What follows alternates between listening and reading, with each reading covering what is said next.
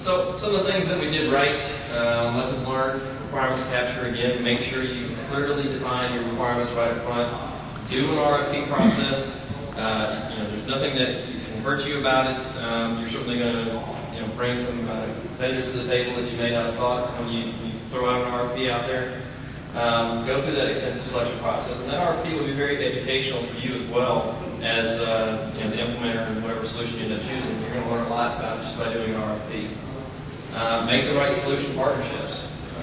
Make sure that you have a solid implementation methodology. Again, you don't want the wheels to come off halfway through the project and end up impacting your voice traffic. Use the design guide process. It's a fantastic tool, and going through it iteratively with the user communities as you're building the solution, as well as after it's implemented. If I move on, the new guys that come in, they can look at the design guides, they understand how an individual location is built, how the system is built, so it really helps with your knowledge transfer. High customer satisfaction. We definitely have had some good success stories out with our user communities. They love the phones. It's such an upgrade from where they came from on their old phone systems. So we certainly have enjoyed that. A huge improvement in network design. Again, like I said, we kind of just, as a manufacturing organization, you design a network to a pretty good level, but when you converge voice and data together, you need to take it to the next level and make sure that it is going to run no matter what happens. Change management, and that's where I put a little star there. And things done right, but it also could have gone in the column of things that we do differently. So change management is a tough process, and don't underestimate how big of a change these phones can be for your organization. You think it's pretty simple. Everybody can pick up the phone, dial a phone number. Well, some of these phones they look a lot different. The users, it's a big change. And some funny stories out of it. One of them was we had a user come to us after the implementation, and they said, do we have 911 capability with it? And I said, of course, you can pick up and dial 911 anytime that you would need to. They said, oh, that's really good, because I know this is voice over IP, and that bondage, it doesn't have 911 services. And you really got to think about it, what the user perspective is. They think that IP telephony is bondage, so of course your enterprise phone system is not that.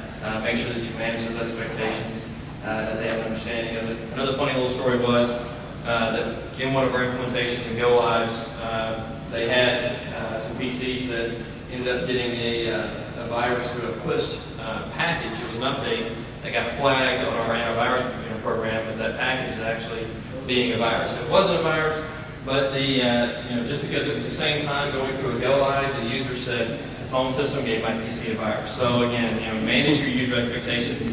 The phone system doesn't give your PCs viruses. So just make sure that you anticipate some of the user tricks that are going to come down the pike at you. Things that we do differently, I probably would have started pulling in more Cisco expertise on staff directly. Maybe hire those in. Again, no concern about where my guys are at today, but it depends on how quick your implementation timeline is. If you need to accelerate that, make sure you get those voice engineers on staff early. Don't underestimate the cost. Again, to redesign your entire network, it is a significant investment. So make sure that your business stakeholders are aware that this is a very large investment for the enterprise. If anybody comes in and says we're going to save you a ton of money with IP telephony, you might want to give them a swift kick too. Sure, there's saving. There are a lot of saving opportunities, but the days where you had 10 cents a minute on long distance, those days are gone. So when you've got very low rates on long distance, it may tell you going to save a lot of money just on call volumes, things like that. It's not really going to happen. Do the right bolt-ons first. Again, make sure that you're capturing some of those high-value items for the user community early. E911, that's something that I would have done differently.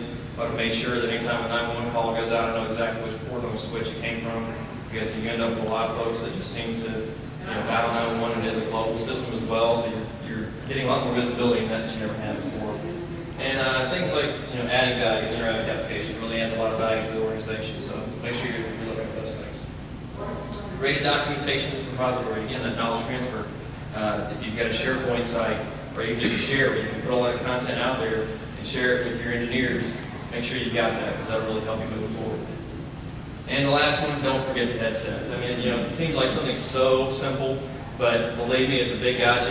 You implement this beautiful phone system, and the user comes up and goes, "Where's my headset?"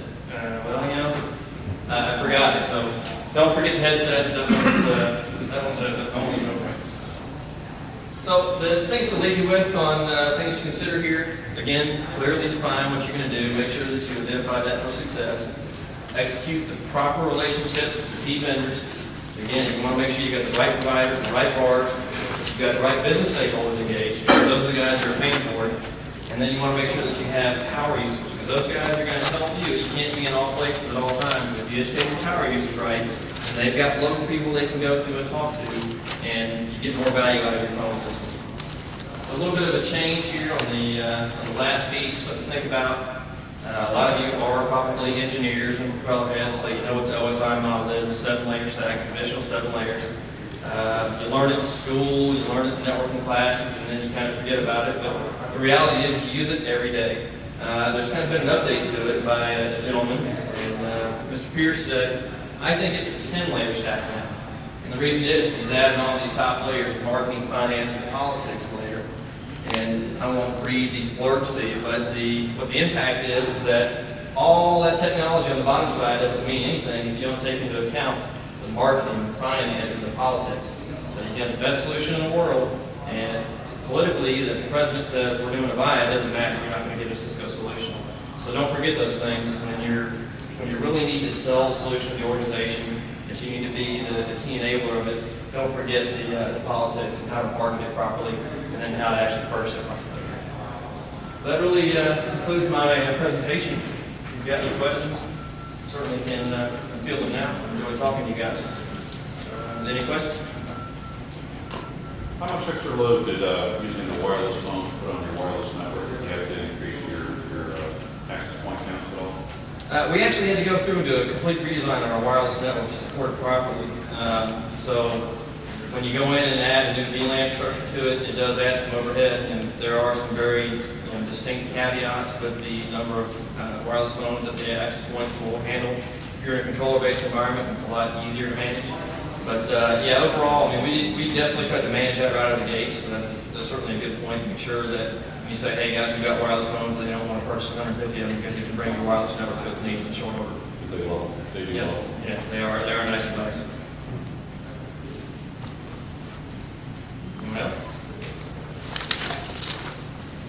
All right, well, I'm certainly available after the session for any questions you may have. Again, I appreciate you taking the time. I know it's been a long day, long session, so thanks for being here. Thanks for listening.